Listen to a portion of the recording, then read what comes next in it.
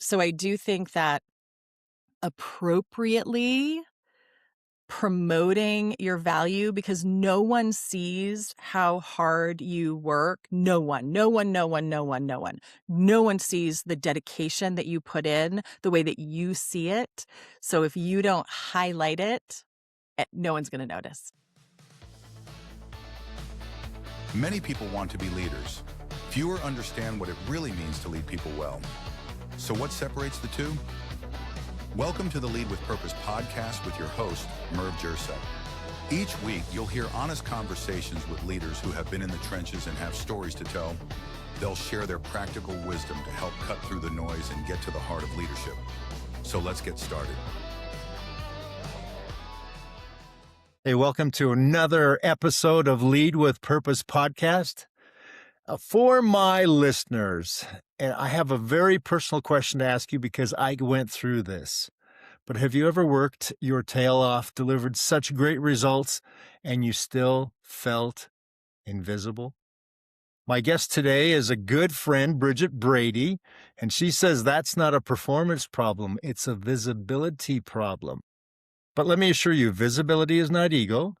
Visibility is not self-promotion, but visibility is a leadership communication at scale. So today we're going to we're going to unpack how leaders can stop hiding behind their hard work and start showing up with clarity and confidence and influence and be visible. So Bridget Brady, welcome to Lead with Purpose.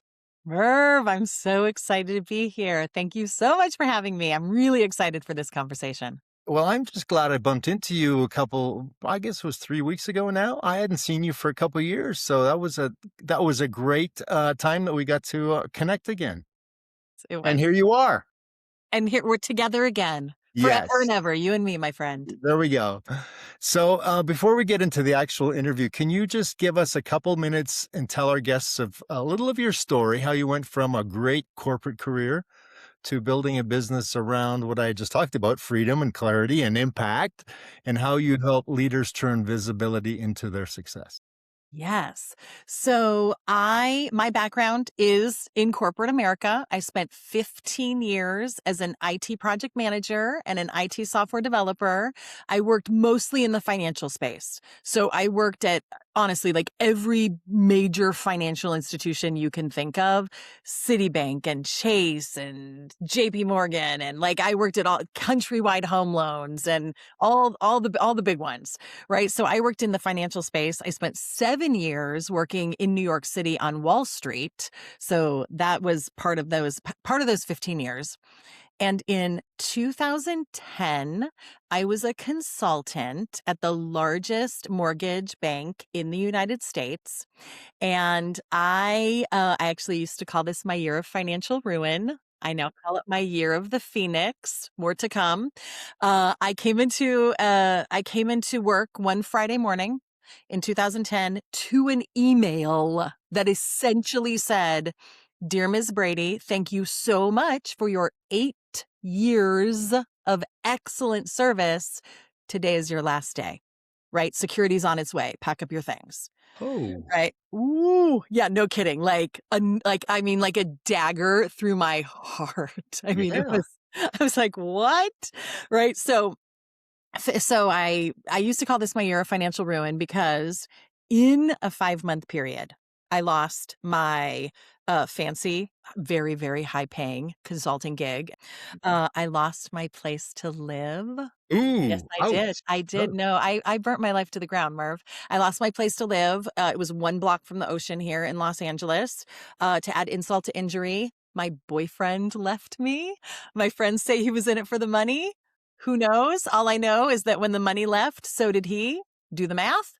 And so I ended up moving to like a place I didn't want to live. Like I call it a crap shack in the middle of nowhere. It's all I could afford.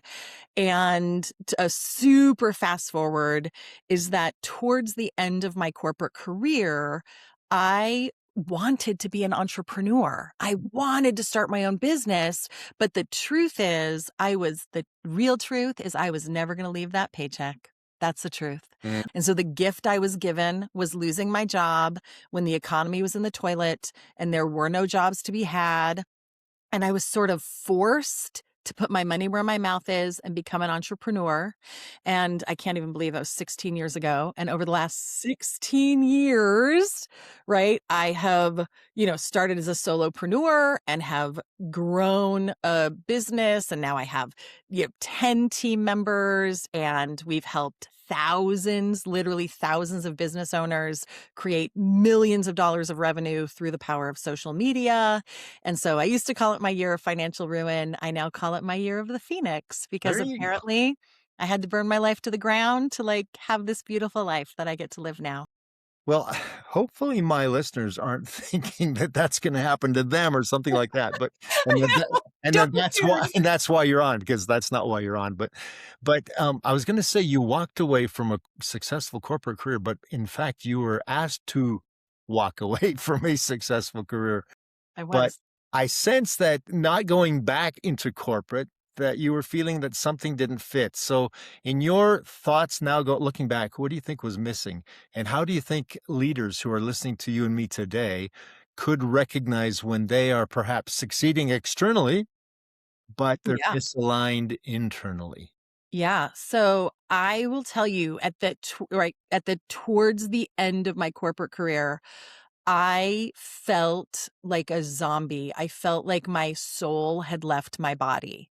And it was from the outside. And Merv, you've been in this space. I was making a ton of money. It wasn't about the money. My soul, it was like soul crushing, right? I would just I'd show up to work with dread, wake up with a pit of despair in my stomach. Like just the thought of putting on my suit to go to the office. It was literally nauseating to me. And so, right, the body knows, right? My body did not want to go into the office anymore. My body didn't want to do it anymore. And so again, I was way too afraid to leave my paycheck. So I got to make a different choice. Yeah. I, Yeah. I should have had you on last week, because a gentleman by the name of Paul Wilson also brought up the Sunday night blues and, getting into the office the next morning. And so that's, and his thought was all around alignment as well. No, Uh, and now the juxtaposition of that is I do a team meeting with my current team and my current company every Monday. And the first thing I say is TGIM, right? Thank God yeah. it's Monday, because we Nice. get to dig in and, right, serve people and dig into all of our projects again. And so it's I live in a different world now. But again, I'm not vilifying jobs, and believe me, I'm not vilifying anyone who has a job, and jobs are freaking amazing for so many reasons. Well, they So are. In amazing. fact, I spent a lot of years in jobs as well.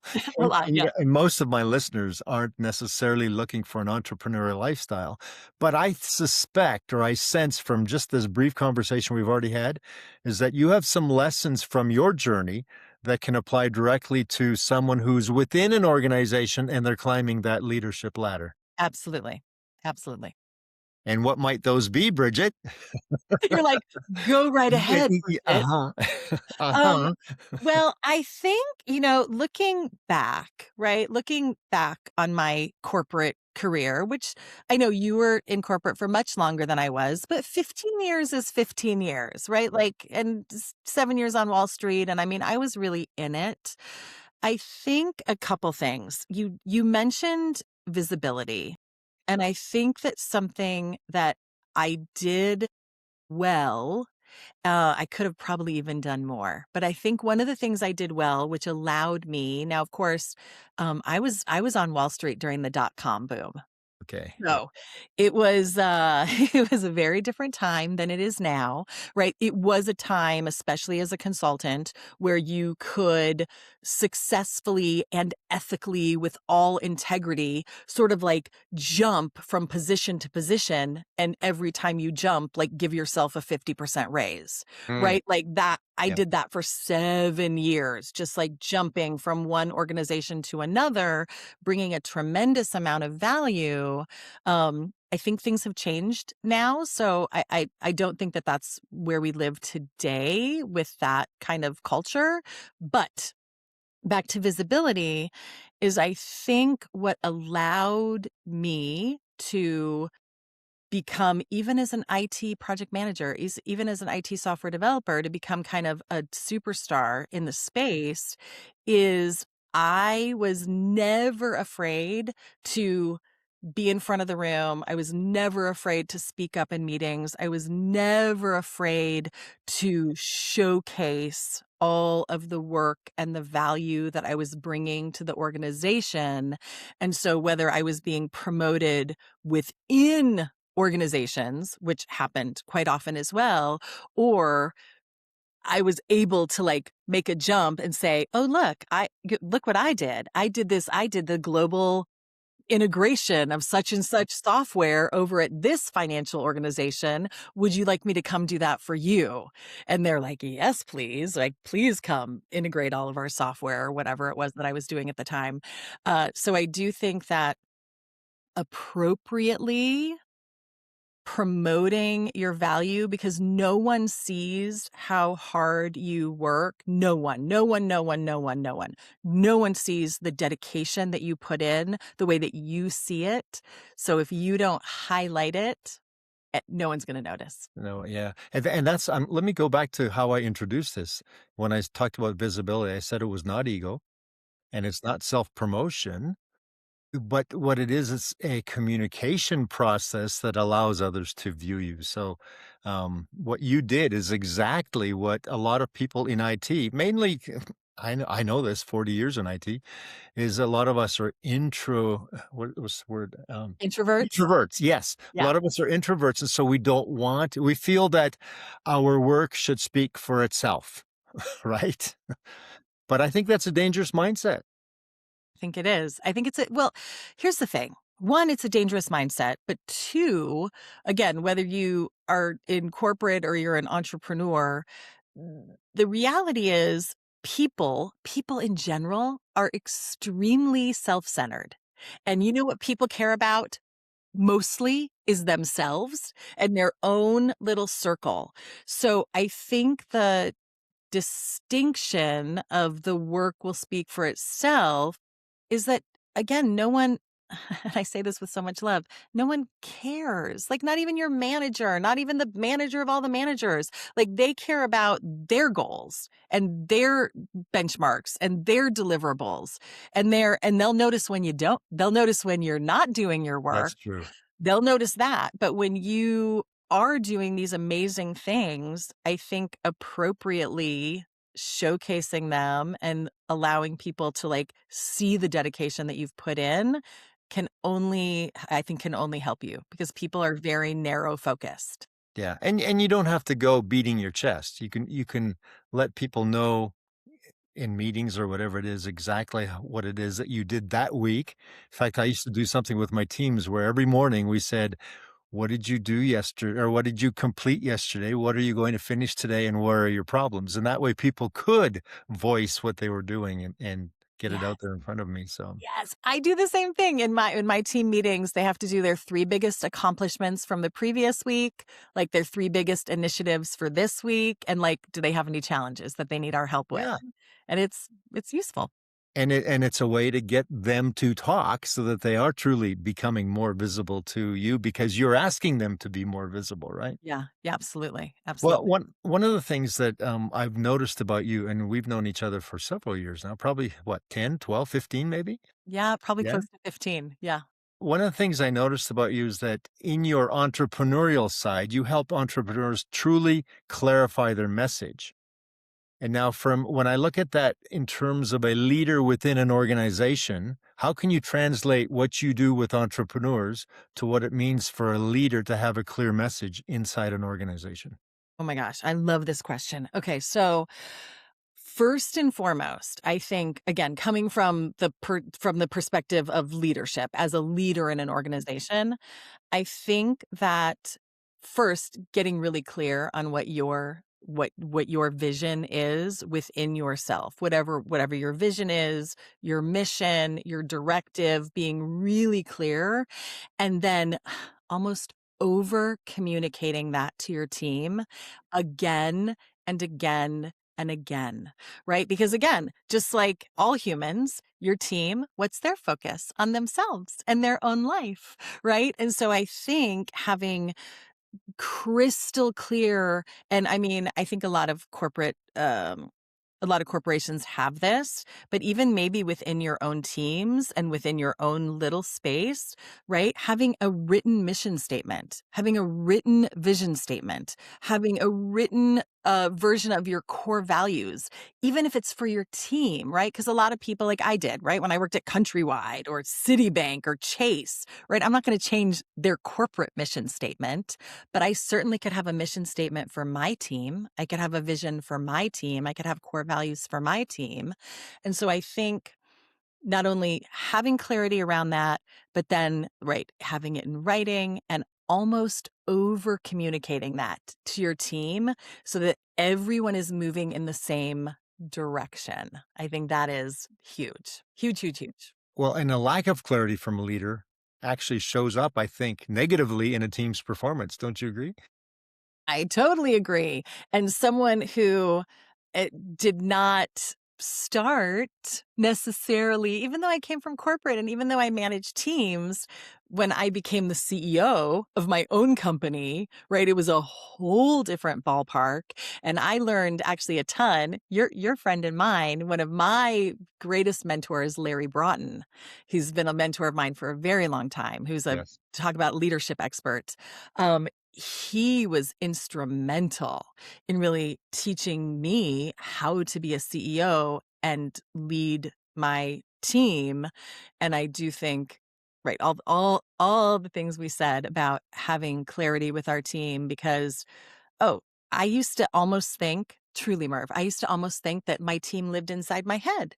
Right? Really? Like I almost like they know what I want. They know Right. what my expectations are. It's so obvious, right? And it was me learning, no, I have to spell it out very specifically. What are my expectations? Right? What are right? Not just hand them a task, but like, here's the 10 steps that need to happen to accomplish this initiative. Woo, it was a lot of internal work on my part because I just wanted everyone to read my mind. And love you. I just want everyone to love me and read my mind. It'd be so much easier. Hey, by the way, I'm going to take a 30-second break right now and let my listeners and you, Bridget, know that I interviewed Larry Broughton, and it was one of my most favorite interview on Lead with Purpose.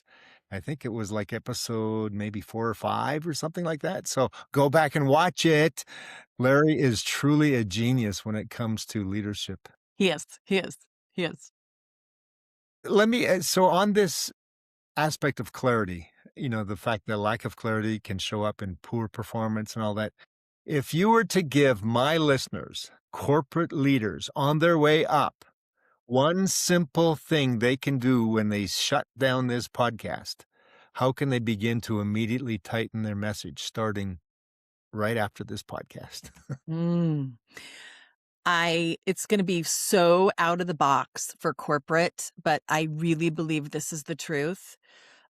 Get really focused on who you're serving and get really focused on and again, it depends on the industry they're in and like, is it their clients or whatever it is, but get outside of yourself. And honestly, get outside. And I'm a big believer in SOPs and all those things. I spent a long time in corporate.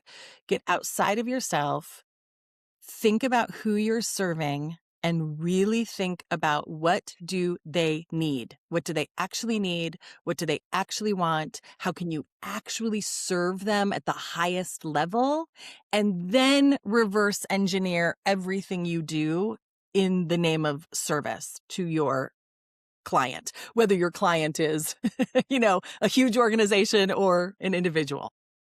That you just reminded me while you're saying that, I went to a community meeting here. Now that I'm retired, I can actually go to community meetings.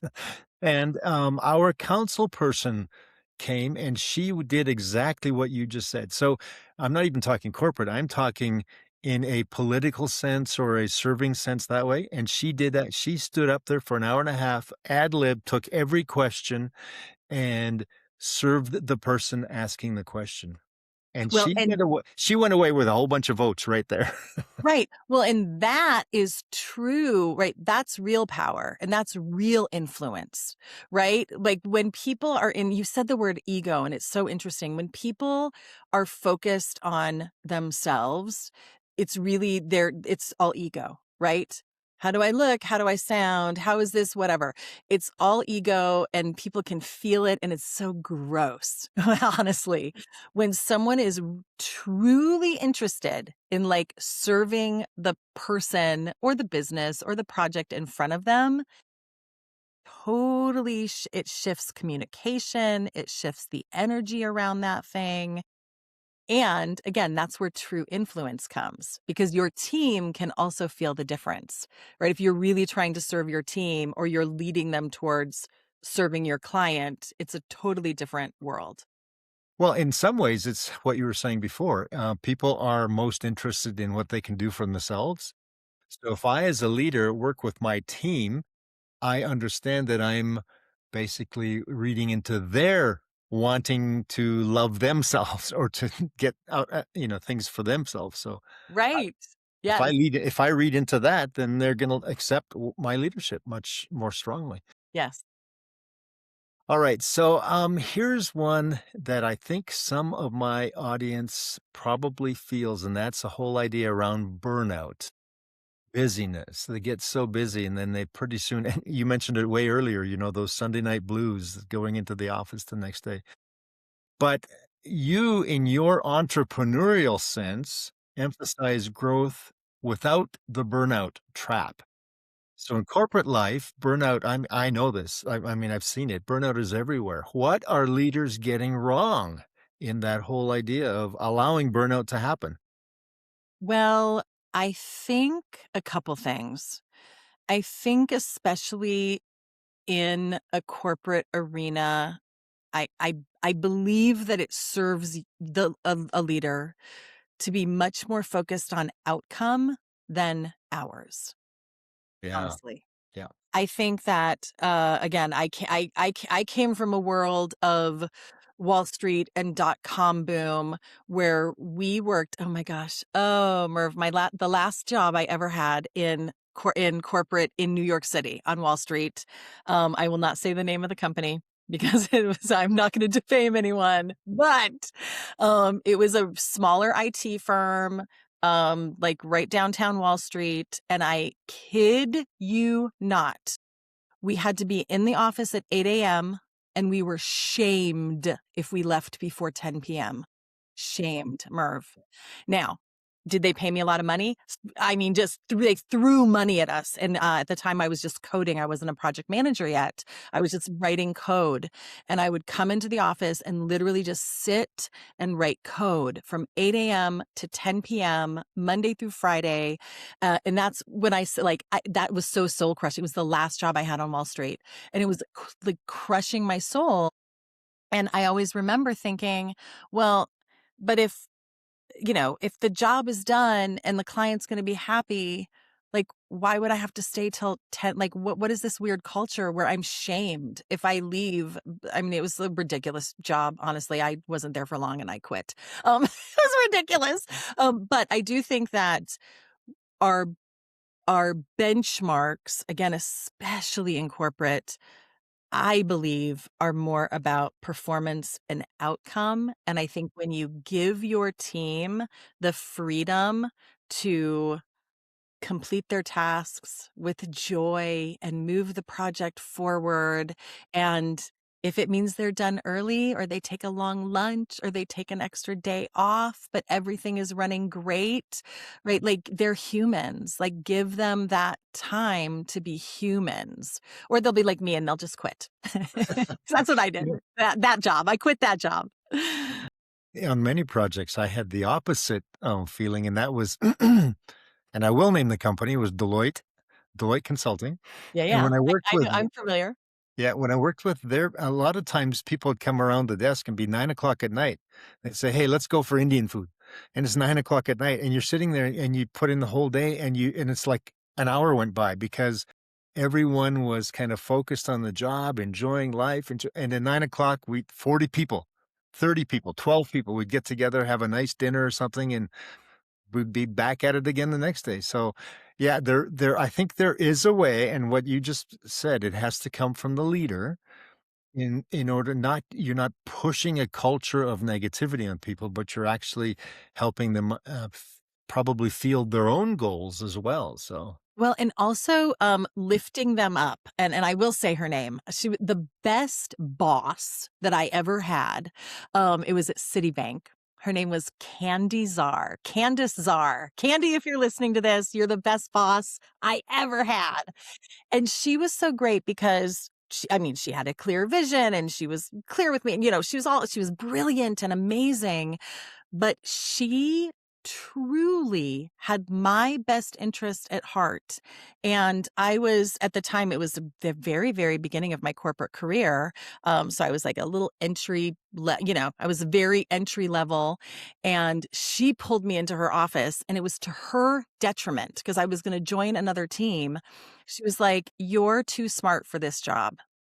I think you need to be over here on this team. And nice. so she like paid for me, or a corporate paid, probably Citibank paid. She's like, I'm going to send you to this specialized training to learn these skills because I think you would be better on this other team."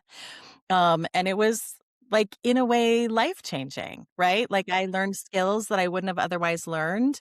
And we're not really in touch anymore, but like, I love her to this day because she actually put me like before herself, which I think is very rare Yeah, in leadership, especially it in is. corporate. Very That's rare. that's what we would call a servant leader. Mm, yeah. Yeah. Well, So, Bridget, our time is winding down, but uh, what I do like to do, I like to get some creative juices well, not that they haven't been flowing with you, they're always flowing, ready, right? ready. But just some quick questions and answers. So first thing that comes to your mind when I ask you this. So what do you think? Clarity comes first or creativity? Clarity. Okay, confidence first or competence? Confidence or competence? I actually think confidence. If you don't have confidence, you don't become competent at anything. Yeah. Can you think of a word that kills influence? You mentioned influence a few times. A word that could kill influence. A word that could kill influence. No, I think just, I think the energy of no. I think influence is the energy of yes and, right? Yeah. Like, right, No, that's good. like good old-fashioned improvisation, right? The energy of influence is yes and, as Yeah. opposed to no. It Yeah. stops everything. One more and then and then we'll close this. But one thing that you would tell your corporate self of 16 years ago. The truth, save more of that money. You will not have a paycheck for the rest of your life. You know, Save that money. that is good. So one thing I love to do at the end of every interview is allow you to plug your business, what it is that you do for people. I know you have a business called Amp Up My Biz app. Anyway, you tell us how people can get hold of you, what you can do for people, and if they want to connect, what are those connecting points? Yes. So as Merv mentioned, my current business, I have an online marketing company. It is called Amp Up My Biz. And we help entrepreneurs and small business owners grow their business and generate unlimited leads through the awesome power of social media. And the best way to learn more and get a hold of me is through just my main website, ampupmybiz.com.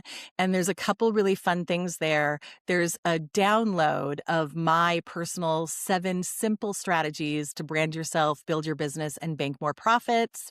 And I have a couple of free trainings coming up that you can register for right on my website, ampupmybiz.com. So come on down. I'd love to meet you. And if people are listening to this 6 months from now, you revolve those master classes every so often, right? I do. I do. Yes, Okay. yes, yes. I almost always have some kind of like training or master class. Because I am a servant leader, right? Because Yep. I'm a go-giver. I always like to Yep. give back. Very good. Well, Bridget, this was strong. And what I love about the conversation that you and I always have, not just today, but that you just don't talk about marketing or what you do for people, but you talk today about clarity and confidence and visibility, which I think in many ways is the courage to be seen. And so that's truly valuable to people, for our listeners and for my listeners. This whole conversation is about building influence, making your value visible to those around you, realizing that hard work, and you do work hard, but that alone is not enough. You have to communicate it. You have to be consistent and intentional. So my listeners, here's a challenge. Stop waiting to be noticed. Start showing up with purpose, because when you do, you don't just grow your career, you will actually amplify your impact. And that, my friends, is what it means to lead with purpose. If today's conversation added value, make sure you subscribe. And if this episode resonated, please leave a quick review to help other leaders discover the show. And remember, leadership works best when you put people first. Let's lead with purpose, together.